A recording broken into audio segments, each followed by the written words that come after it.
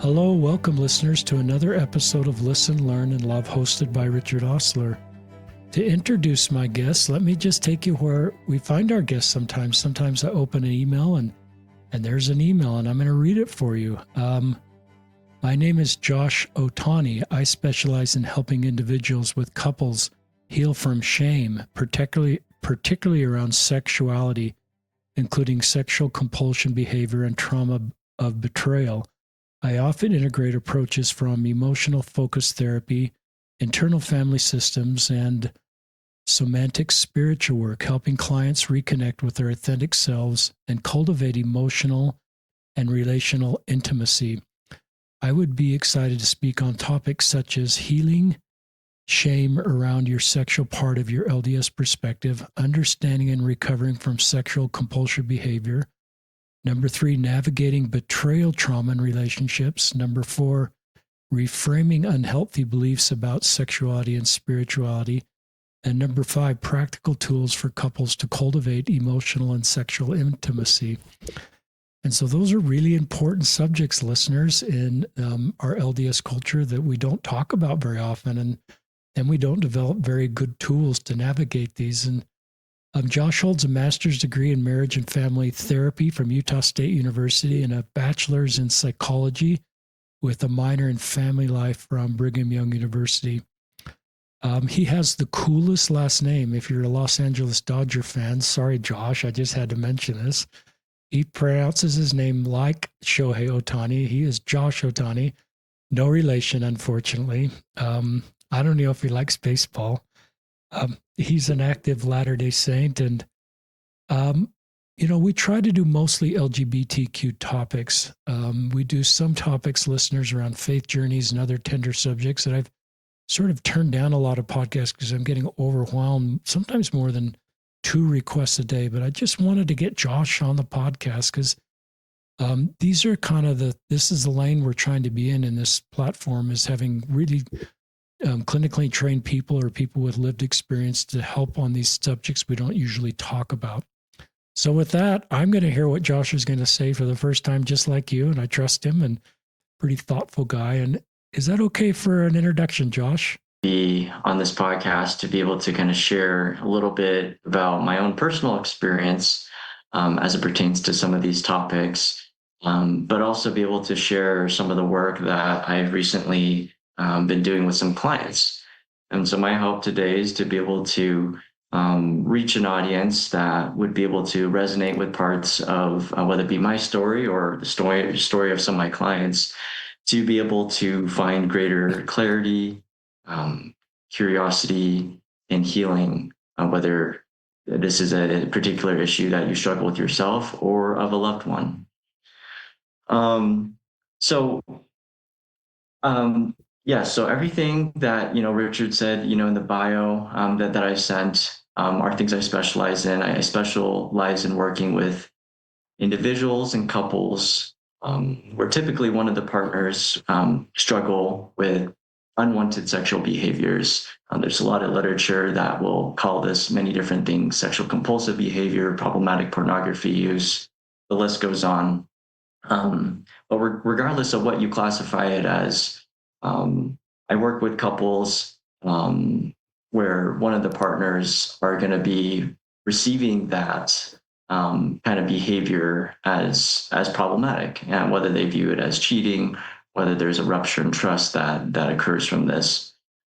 From those topics, though, that I listed in that email, I felt impressed upon to be able to talk about particularly the first one.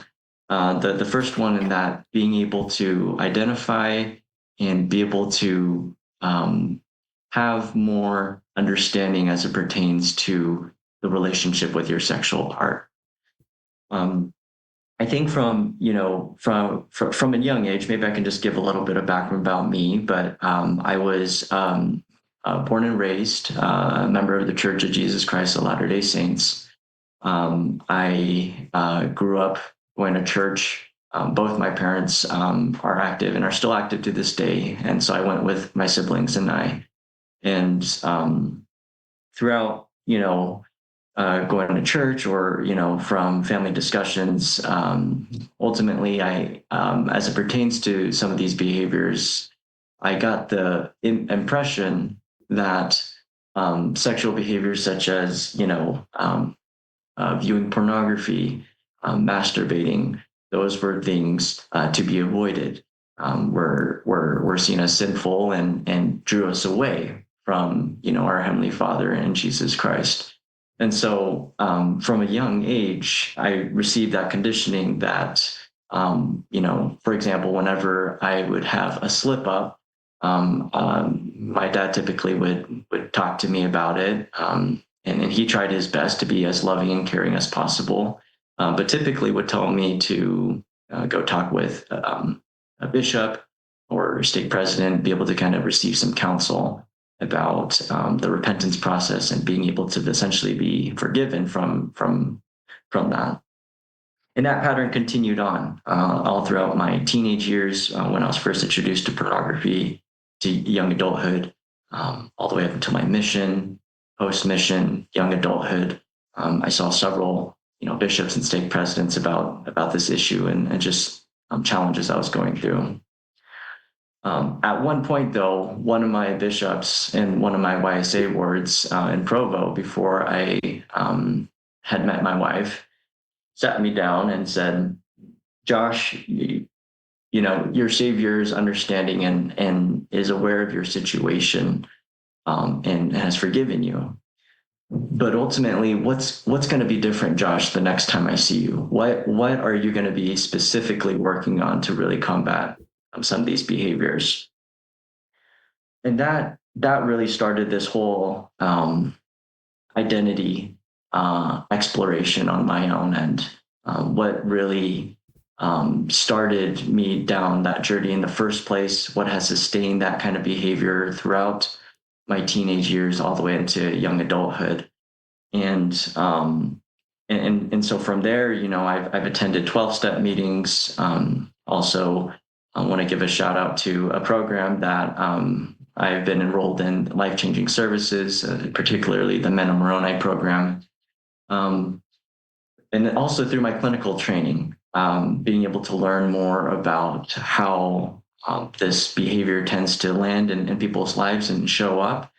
And so to kind of tie that all back to what I want to talk about today is being able to learn how to build a healthy relationship with your sexual part. As I said, with my experience, many of us have experiences with our sexual part that earlier on in life that can be associated with shame messages, essentially labeling the sexual part of you as this bad part of me, this part of me that I'm supposed to, keep contained or suppress, a part of you, at least for perhaps people that are not married yet, and in the church, not being able to act upon until after marriage, right? And so whatever faith journey you're on or whatever stage you feel like you're at, that's the first thing that I'd like you to kind of ponder as you continue to listen to what I have to say is what is your relationship with your sexual part? Many times clients will come in to my office, and oftentimes I do hear a lot of similar messages. Parents telling their children earlier on, if they're caught viewing porn or masturbating, that's not okay. Don't do that again. If you do that again, I'm going to start taking away privileges. And so perhaps some of the audience I'm also talking to are parents when it comes to how do you approach helping someone as they're young, as they're still learning more about their bodies, more about their sexual identity as it pertains to these external factors, whether it be coming from family of origin or church setting or other areas of life, social circles that they may come across that may put certain labels on some of these behaviors. And why I bring all that up is what's important in my work as a clinician and as a therapist is being able to help people untangle a lot of the shame that they have when it comes to their sexual part.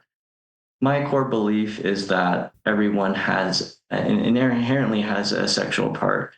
I believe from a religious lens that our Heavenly Father has created all of us. It's a beautiful thing to be able to have our bodies, to be able to have our spirits, our souls, our bodies be connected.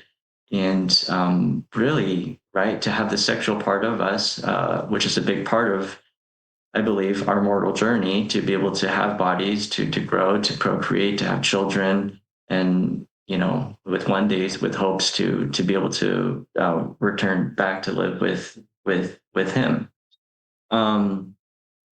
But essentially, along the lines, we'll all be receiving these messages of shame, whether it be your sexual part is out of control.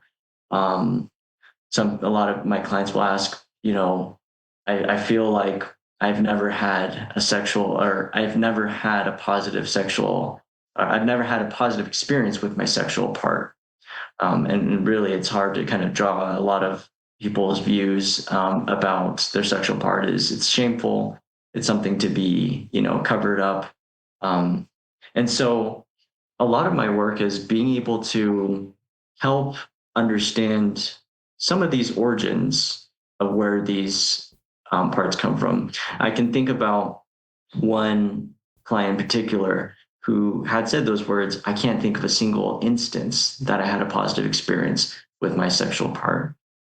And at that point, no matter of me telling him, to work on positive affirmations or more on a cognitive level, really shook that part, right? It was really hard because a lot of those shame roots were just so deeply embedded about himself, right? He was someone where his parents, with good intentions, took away privileges, and it was almost seen as this punishing this sexual part for coming out. And I think naturally, growing up, we all have this curiosity towards the sexual part because it is so innate, it is so inherent in all of us, to want to feel desire, to want to feel wanted, to feel pleasure, right? Those are all things a part of our human experience. So where this kind of leads, right, is I'll start typically with meeting with clients, being able to help explore their sexual part, the origins of it, understand if there's any shame that's been attached to that. And typically, a lot of these times, these experiences date back to early childhood, right? It may have been, first exposure, to pornography, and just kind of that feeling of guilt and shame that really started to taint and become a condition in terms of how they should be viewing their sexual part. And the whole idea about me talking about shame and all these things is what I find with many of my clients, and including in my own recovery journey, the more you view it as negative, the more you see your sexual part as something to be hidden, the more the pressure builds to even want to act out more. I tend to find, with clients who have buried their sexual part, whether it be from, disdain from parents growing up, or even leaders of the church.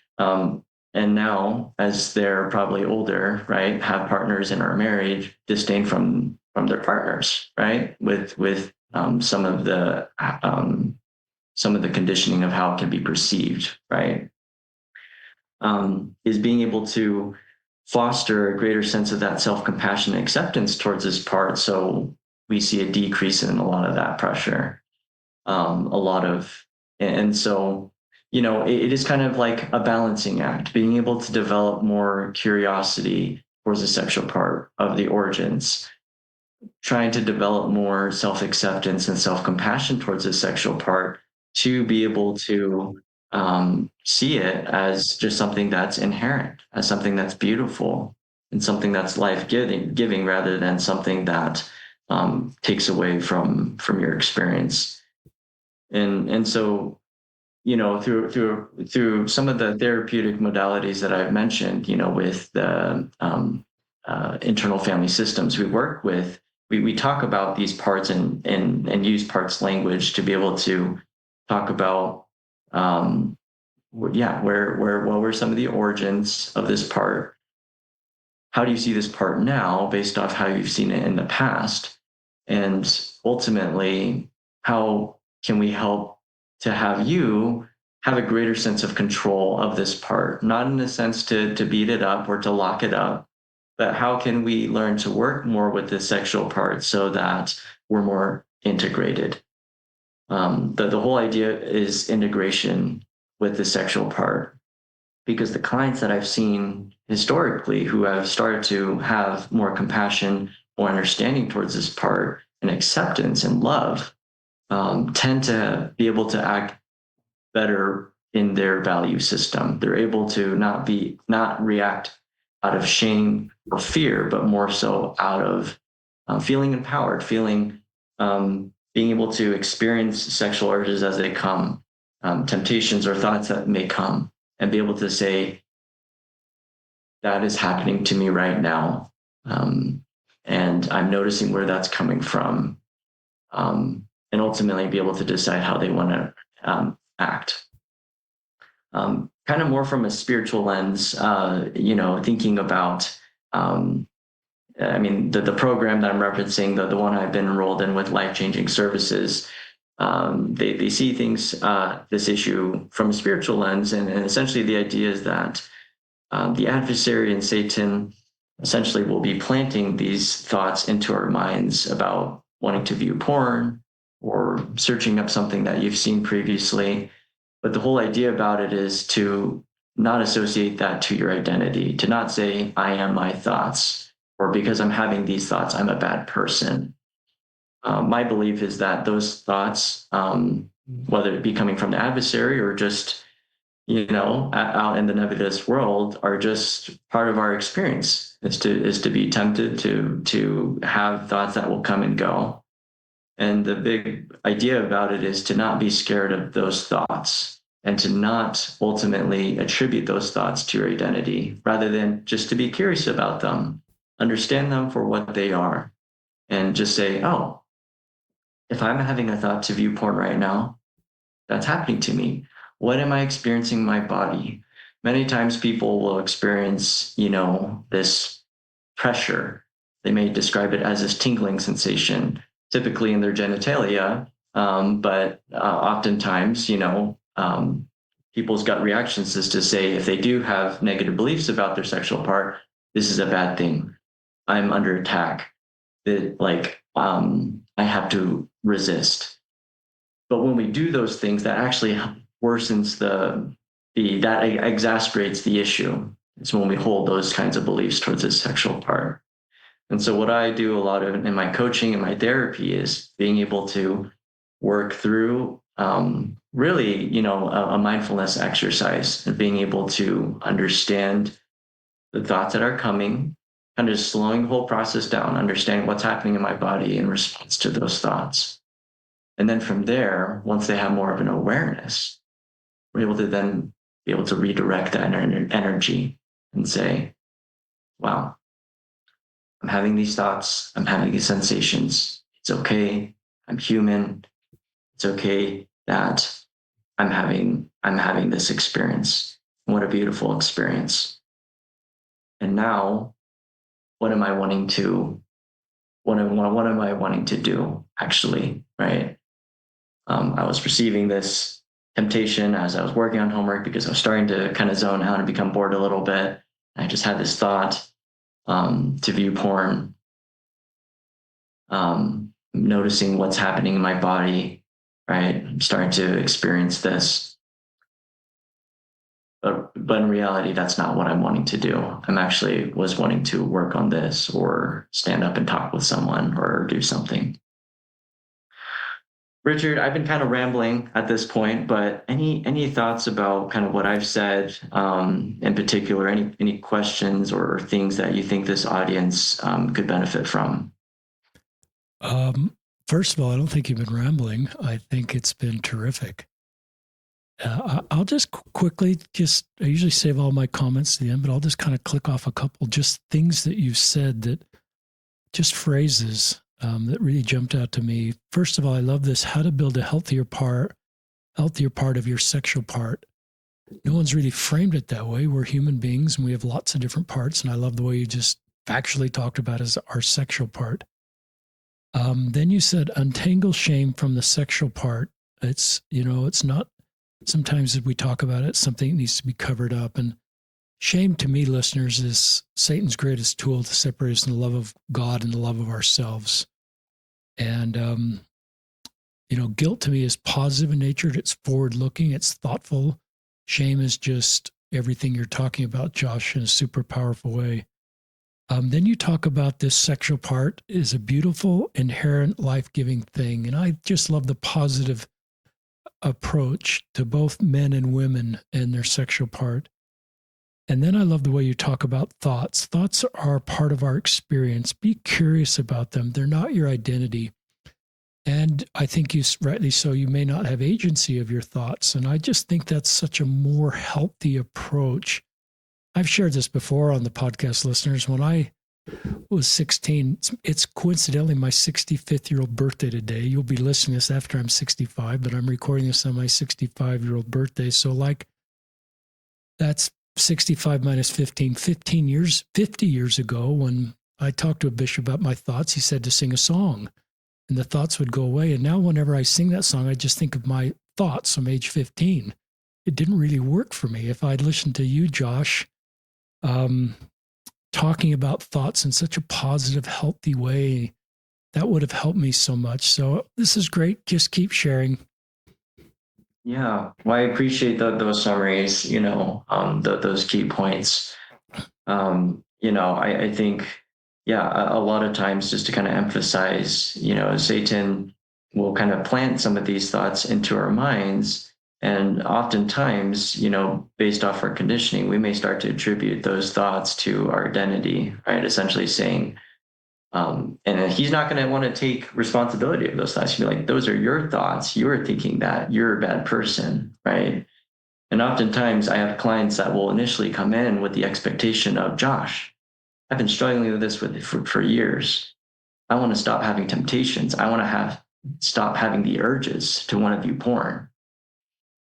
And I tell them, that's the first thing we're going to work on, is reframing those goals and those expectations of what you're wanting to get out of this experience.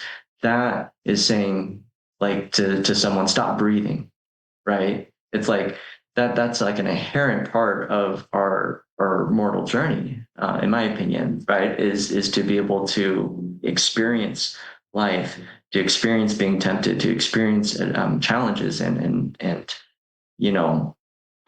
it's a part of life. Now, it's how we then manage those thoughts when they come. We can build skills, and that's what we have control over, right? And I like how you reemphasize that point. We don't have control. We don't have agency about what thoughts perhaps come in. But with those thoughts, that's what we have control over, right? And we have the choice whether to be very shameful about it and bottle it up and hide it and just try to resist as much as we can. But I don't see that being long-term recovery for most of my clients. And typically, even if they do go a couple of years with that kind of mentality, there eventually will be a slip up. And then comes the question that they and their partners have of, why does this keep on coming up? So the whole idea about it is, from the very get-go, being able to reframe those thoughts, build a healthy relationship with those thoughts, decreasing a lot of that pressure, a lot of that shame. That shame tends to thrive in isolation and perfectionism of like, I think a lot of times when we talk about this issue, there tends to be some OCD-like tendencies of wanting to control what I'm thinking about all the time. But the thing about it is, we can't control those thoughts as they come in. What we can't control is the output, what we end up doing with those thoughts. And so I think just that difference is very subtle, yet very profound. Because if you're able to recognize that, I don't need to be so worried about when I am tempted or when I'm having these thoughts, or even when I'm starting to feel that pressure build up in my body. I'm able just to recognize it as something that's normal, something that's natural, something that, you know, um, something that's just a part of this mortal experience, and it's okay. Um, and then from there, right, that's where I feel like there's more mobility, right? We kind of break out of this rigid thought or needing to control those thoughts, which is something that is an impossible feat for many people. Um, and we're more mobile, and we're able to then be able to, more healthily be able to manage those thoughts from a place of being centered in your values, right? We don't forego those values, but that the chances of being able to act within our value system increases as a lot of that shame decreases, a lot of how we treat our sexual part, how we view it, right? As that relationship improves, so does too our feeling empowered in this space.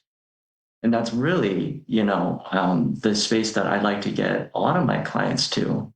I have some clients that have since kind of graduated from working with me and have found great healing in that they recognize that they're still tempted, right? Even someone that's coming in to see me for 6 months to a year, they still feel tempted on a daily basis, yet their perspective has changed. And that makes all the difference here, is being able to have a different relationship with themselves. They show up differently, and their partners will also pick up on this, that they are a lot more open with their experience. They're not ashamed to say to their partner that I was tempted the other day or I had this thought, because they know that they are not their thoughts. Many of my clients who are first starting out on their journeys, this is very prevalent and manifests itself in couple relationships where they don't want to talk to their partner that they were tempted. They don't want to admit that, because by doing so, they've almost said that they've made the mistake already. And so we really help to kind of splice those two apart, to be able to say those thoughts aren't your identity. What you do with that, that's what you are accountable for, right? And that's where agency kicks in. And so a lot of the work I do is psychoeducation for the partners end as well. Now, given some of those topics that I did include in that email revolve around their partner, and if they do view it as cheating or rupture in trust, there is an additional layer that we're also needing to uncover as well, right? Needing to work on specifically. And so you can kind of see this work is kind of like pumping. It's kind of pressing on the accelerator, pumping the brakes. A lot of it's being able to heal the shame in the individual who is struggling with this behavior and trying to work on their own recovery. But at the same time, we're also working on the recovery of the partner as well, healing from a lot of that sense of my partner's been keeping this to me, keeping this behavior from me for many years. And so there's a sense of, do I really know my partner in this realm, right? Do I really know who they are, because they've been hiding this kind of behavior? And so a lot of this healing process is having that partner who's felt so shameful, who's suppressed a lot of their sexual part, who's viewed it as a bad thing for so long, helping them to build more confidence in themselves. And my belief is that confidence is built through having more positive experiences with their sexual part, gaining a greater sense of curiosity and clarity, which is kind of the whole framework of IFS, or internal family systems, building more sense of curiosity and clarity and compassion for this part, so that they can be more courageous to be able to speak up with their partner and share their experience, as well as build more of that confidence. I find those couples tend to heal in the long term, are a lot stronger, as for many years predating all of this, their partners probably would have said, I didn't feel emotionally connected to you, right? I didn't feel like we had a strong connection, right? Where we could speak openly to each other. But what I find from all of this is that there can be a lot of healing and a lot of building of that relationship, where I'm not scared to show up in front of my partner with just who I am as a person. someone who is human, someone who has accepted that I make mistakes, someone who has accepted that I love my sexual part and I'm not afraid to show that.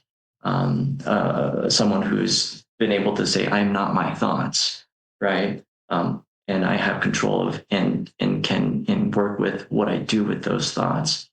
That kind of presence is my hope, that two partners can come together maintaining that kind of view. And so it can be a challenge, right? Now working with two people in the system where two people may have similar or different experiences with their own sexual parts. And so, that's, I think, the room for growth, where I will work with both partners individually and as a couple to be able to work on different areas where they may need a little bit more reinforcement, or more, whether it be more education, or whether it be, teaching about how to speak about certain topics. A lot of kind of what we experience is not only housed cognitively in how we think about things, but also in our bodies, right? I ultimately want to help both partners to have better experiences in their bodies where they're able to feel more safe and secure. And but understanding that, safety and security comes at a price. There has to be vulnerability and risk taking to be able to foster a lot of those stronger relationships. Oftentimes partners, have struggled with this for many years, and I felt very shameful saying, I don't want to share these things with my partner because I don't know how they're going to respond. And essentially they get caught up with the outcome of the relationship. Is my partner going to leave me? Are they going to reject me? Are they going to, berate me in front of my kids? Like, whatever the case may be, a lot of people are scared. And so, I want to help them to be able to have more confidence in themselves, to be able to, first of all, know who they are and know their worth. Because from that is my belief that they are really agents to themselves to act according to their values. At that point, it's not me just telling them what to do as a therapist. It's them acting according to their value system because they feel confident enough to do so. And so, I feel very passionate about this work. Having gone through the experience of myself, from teenage years and young adulthood, not really having this knowledge, not really having these positive experiences with my own sexual part. And I love my parents to death, and I know they've tried their best, and all the leaders to be there for me throughout my years. And there have been countless people, right? It really takes a village to raise a child here. And so, just based off all my clinical trainings and people supervising me and, mentoring me, or even in my own recovery journey, it really takes a lot of people to be able to instill these positive messages about this part. And so a lot of my audience, hopefully too, today is being able to speak to leaders, teaching and reframing the way, changing the way in which we are talking about this issue. And so, yeah, those are kind of some of my thoughts today. I hope you were able to resonate and be able to maybe think about that relationship with your sexual part, because it really starts from there when we talk about long-term healing and recovery. Thank you for your level of preparation, Josh. Thank you for your own vulnerability. You started with your own, what I think you call my own recovery journey. What a positive way to talk about that. We're all on our recovery journeys, and you had the guts to be open about your own personal journey in the introduction of this podcast. And then all your clinical work and your research work helps you to be really helpful in this space. Just some more comments. I love this, the agency kicks in, sit with your thoughts, be slow, go slow. I've always felt that's when the forward thinking of your brain still is in the game, when you're kind of like, I've got these options now. I could view pornography, I could go do something else, and you're still kind of triggered. I think you're decriminalizing being triggered. The thoughts help you to be triggered. One YSA talked at me, says, Bishop's like a little chemical spill. It's just the beginning of the cycle. And I like that. And then you have this ability to act within your value system, and what you do with your thoughts. And I think that is one agency. But I think you also said shame, you kind of tamp shame down and sort of think how I'm going to act within my value system. I love the talk about betrayal trauma. That's a term I wasn't familiar with. A podcast guest, Joe, I believe is his name, and his wife 5 or 8 years ago talked about that. It was super new term to me, super powerful term. It's a real thing, obviously, and you know that, Josh, from your clinical work. And if your partner comes out to you with pornography use that's never been talked about, that's betrayal trauma. And you may think, I need to leave this person. Or you may go slow and reach out to somebody like Josh and recognize that we still have common values. We still have the same goals to keep our marriage together. And this is just a new chapter in our marriage. And therapy can be a really good thing. And so, it's kind of shocking for people. I don't want to minimize the shock and pain. I've never walked that road. But I think the anger, the pain, and the violation of trust is a real thing. And I wouldn't, and Josh doesn't either want to minimize that, but I would also open the door that this might be the road to a healthier marriage with some of the things Josh is talking about. And this line, safety and security comes at a price. And that is vulnerability was one of the things. And that's a pretty powerful concept, Josh. We all want safety and security in our marriage, in our relationships, in our experiences at church. And that comes at a cost, and a cost is vulnerability. And that's so true in a healthy marriage and a healthy family. Do you want to talk more about that? I just thought was such a powerful idea. I'd love to have you continue to talk on that.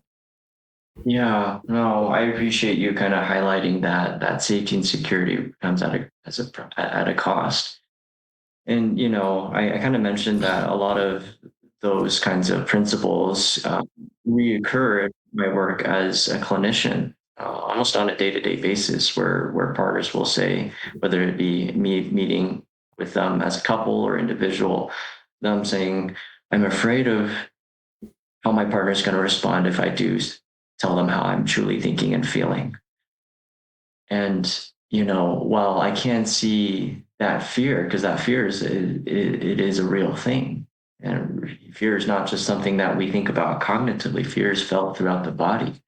So that's literally like this pull, right? Or this resistance to kind of open up out of the stories or assumptions that we may start to play out in our minds based off of how our partner has responded into the past. Right.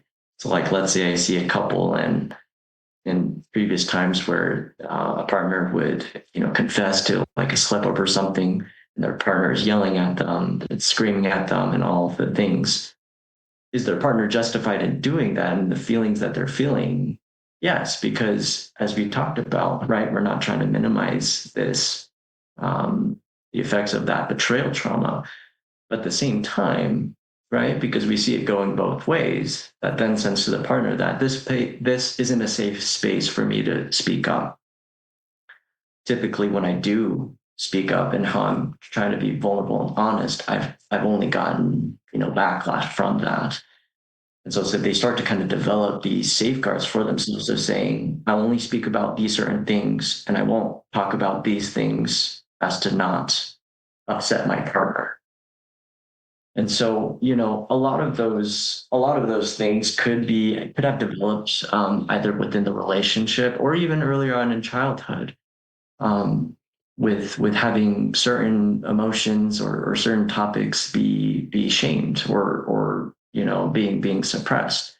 Or their parents telling their kids from a young age that being angry or upset are not good emotions to feel, right? And so, I I can remember a time even with my own mom, right? She had the best intentions and was very optimistic person, but she would essentially tell me growing up that every time I was sad, she would always say, "Hey, Josh, like you seem a little bit sad. What can we do to help you to feel like happier?" Right. And that inadvertently, right, accidentally would kind of send me the message that being sad and being, expressing those feelings of feeling frustrated is not okay. There's no space for that here in our home. And so, I kind of bring that up because whether it be from childhood, receiving some of those messages, and, I can just think about maybe 10 other examples of, you got to be a man. Don't express those more vulnerable emotions.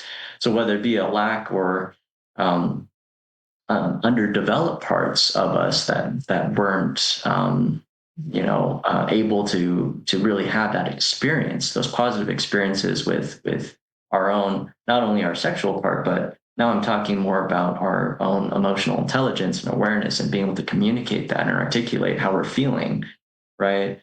And throwing on top of that, now we're in a setting where there's betrayal trauma and obvious reasons why they are upset tied to our own actions. There's consequences with that.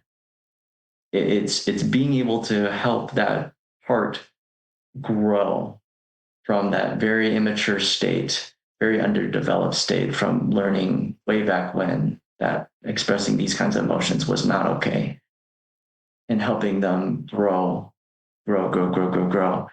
all the way to being able to hold space for their partner as their partner telling them these things, and for not to take it personally, but rather holding that space, reflecting back to them their experience, really being there with their partner as they're in a very lonely state, very sad and lonely state are two emotions I typically hear with betrayal trauma. But behind all that anger and that frustration tends to be a lot more of those vulnerable emotions. And so the work we do is not only looking at it from a microscope of this one pain point of finding out that your partner's been lying to you all these years. Essentially, the work starts way back. We have to kind of go work our way back and understanding how they've shown up all throughout the relationship, and even before meeting their partner, how they've shown up for others and for themselves. So I guess to kind of answer some of your questions about how does that idea of that safety and security comes at a risk. It really comes at a risk of being able to really being able to learn how to communicate your emotions and how you're truly feeling in a very non-judgmental way, in a very I oftentimes in the church, this phrase of peacemaker gets thrown around, and how I conceptualize a peacemaker before, I was the middle child in my family, and with my siblings, I have an older brother, younger sister, but I was always the one seen as the peacemaker, the mediator, the one who kind of people would come to if they ever had an issue with someone else in the family, and I kind of held that space for them. Um, where I kind of was situated and kind of with my personality as well. But from an early age, I kind of learned that being a peacemaker meant to kind of, not ruffle the feathers, to be calm, to be, hold that space for other people, kind of be more just reflective rather than express how I'm truly feeling. Over time, I've learned that being a peacemaker means you can be kind and assertive. You don't need to be rude, but you can be kind and assertive when you're expressing how you're truly feeling. And that's not a bad thing. And doing so actually benefits the relationship. When you can really express how you're truly feeling about something, right, in a very kind, respectful, and assertive way, you actually strengthen the relationship. Because my belief is that honesty and that vulnerability really solidifies and it contributes to that safety and security in a relationship, right? And so, that does come at a cost, though. A lot of people want to bypass that to say, well, I'm just going to say all the things that my partner wants to hear, and that will be okay for the rest of my life, right? But I think those that are courageous enough to step out of their comfort zone and really learn these skills of being able to learn how to express their emotions are the ones that tend to have a lot of healing and strengthening with the relationships with self and others. And so it's kind of my testimony, right, as it kind of pertains to, the whole idea about being a peacemaker, that you can totally be a peacemaker and speak up for your needs. And my belief, at least from more religious lens, is that's how Jesus Christ, that's how he had led his life as well. He was a peacemaker, not only that he agreed with everyone and that he was kind to everyone, but he also spoke up for truth when needed.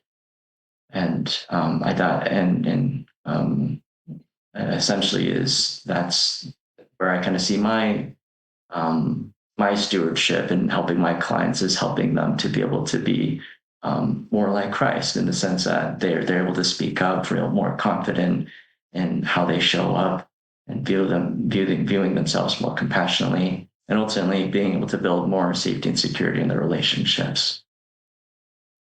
That was a terrific segment.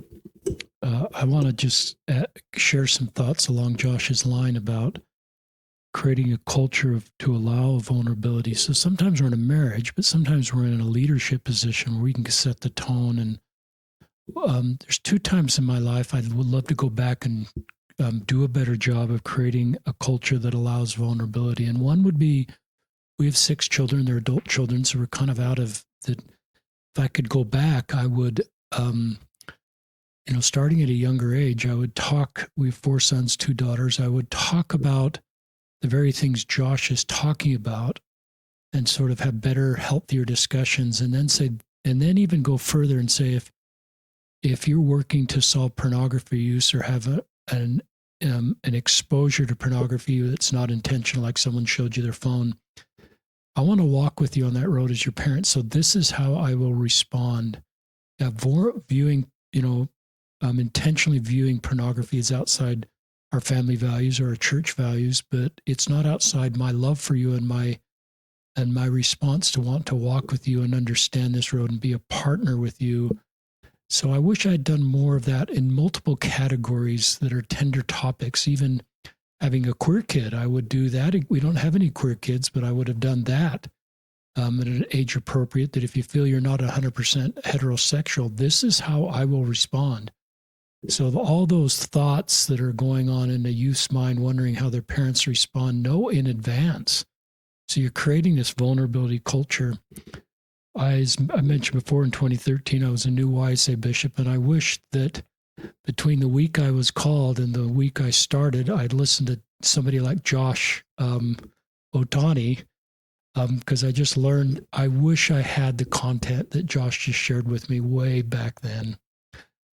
When I walked out of my setting apart blessing, the first good young man wanted to talk about pornography use, and we talked about that for 3 years, all the time. And I did the best I could, but there's so many more tools, the things that Josh is talking about. I wish I could have gone back and better helped those YSAs with the very thing Josh is talking about. And I would have also created a better culture so the YSAs, if they wanted to, they could be vulnerable around me.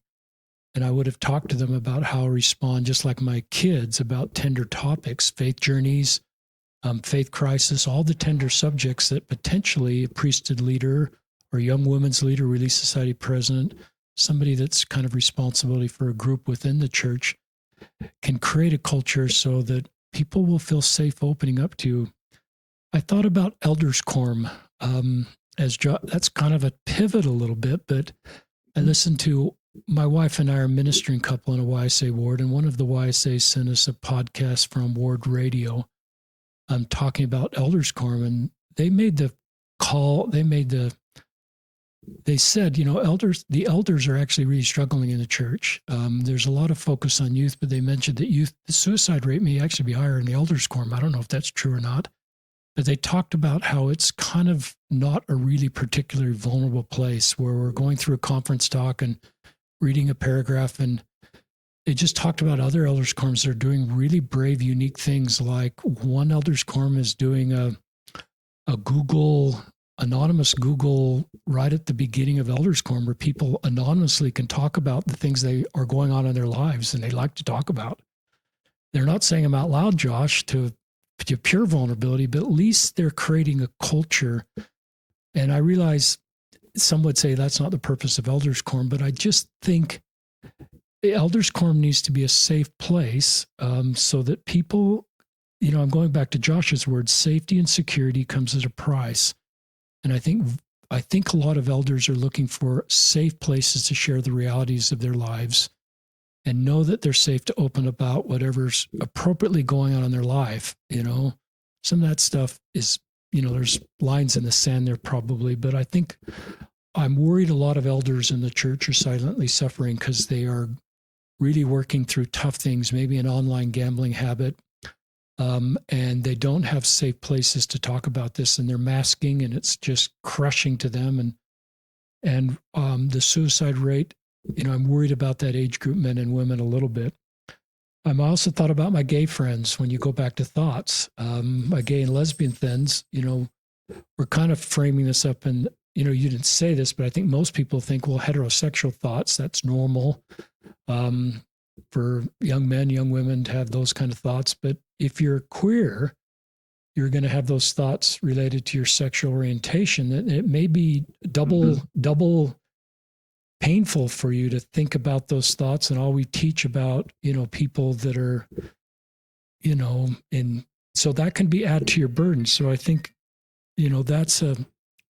but all the principles that Josh shares apply to straight people and LGBTQ people.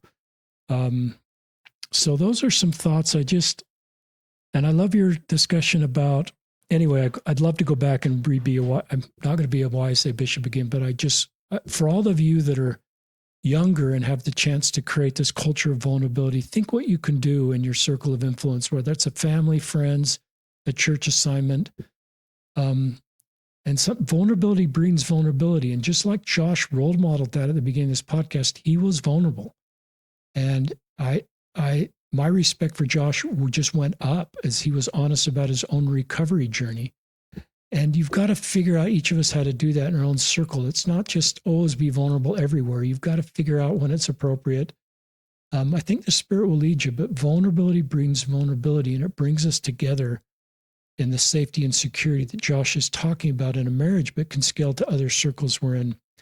And I love your thought about peacemakers. And I wrote down, being a peacemaker is not conflict avoidance. And sometimes that's what we think it is. And you kind of talked about that as a middle child. But sometimes being a peacemaker is being honest how we feel.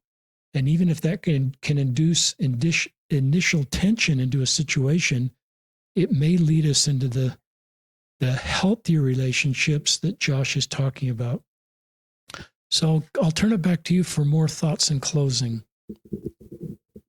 Yeah, well, Richard, I appreciate you bouncing those ideas back to me and just as a summary. And I 100% agree, right? I didn't explicitly talk about how this may affect, the LGBTQ community, queer community. But as he said, these principles do permeate and they do hold truth, regardless if you are heterosexual or not. And so, and I love the whole idea about the whole Elders Quorum thing. I think there's been some talk even in my own recovery group that I attend where one of our leaders did talk about that. And he says, I wish Elders Quorum was more like this. Yeah. I wish Elders Quorum was more like our recovery group where we can just actually talk about what's going on in our lives and the challenges that we're going through so we don't feel so alone.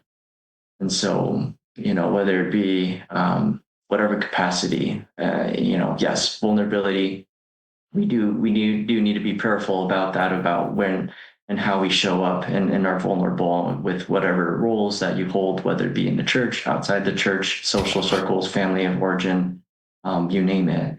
But I think we could all be a little bit better with being more vulnerable, because that's where true healing and connection is needed, especially nowadays and how our world is so divided. It's being able to really seek after the one, right? As Christ would, seeking after the one who's needing that help. And so I appreciate the time, Richard, that you've had for me to come on this podcast. He said that he's going to be leaving some of my contact information in the show notes. My practice is the name is Big Valley Therapy. Big Valley literally means Otani, and so Otani Therapy, Big Valley Therapy. But yeah, I just my whole goal is to continue to promote and talk about this message with as many people as I come in contact with, because I know how much it has benefited me, and I know how much it can benefit both my clients and those in our community. So thank you. Thank you. And you are the wounded healer. We read this a lot in the podcast, but a minister's service, this is you, Josh, will not be perceived as authentic unless it comes from a heart wounded by the suffering about which he speaks. The great illusion of leadership is to think others can be led of a desert by someone who's never been there. So you're the wounded healer, Josh, and you're doing this professionally because your own lived experience and your academic training, and you have really wonderful gifts of communication. You're very calming. You made me feel calm. So you are in a great spot, and we will link to Josh Otani's contact information. He is accepting new clients. He's licensed in Utah. Love, getting people connected with people like Josh. Just one final comment. One of my guests, Spencer Thompson, who's gay and married to a woman and active in the church, he talked about vulnerability hangover. And he said, I came out in Elders Quorum as gay and everybody loved me. But then that whole next week, I was so scared to go back to Elders Quorum. And it helped me realize that what I should do if someone's vulnerable is to kind of keep the conversation going. So I hope if Spencer had walked into Elders Quorum the next week, I said, Spence, something like, what you did last week was super brave, Spencer. And I want to keep the conversation going. And, if you want to continue to talk about your journey, I'm here for you. And just kind of tamp down that vulnerability hangover. It takes courage to be vulnerable, but part of our ministering skill set is to walk with people sort of on that road and not make them feel shame for being vulnerable and not giving them a vulnerability hangover. I don't know if that's a clinical term, Josh, but when Spencer said that so long ago on a podcast, that was pretty cool. I love that. I love that phrasing. Yeah. And I do see that and with clients I work with, that being vulnerable the first time was difficult, but then the second time around and the third time around. Right. So that's great. Definitely see that. Well, this is Josh Otani and Richard Ostler signing off from another episode of Listen, Learn, and Love.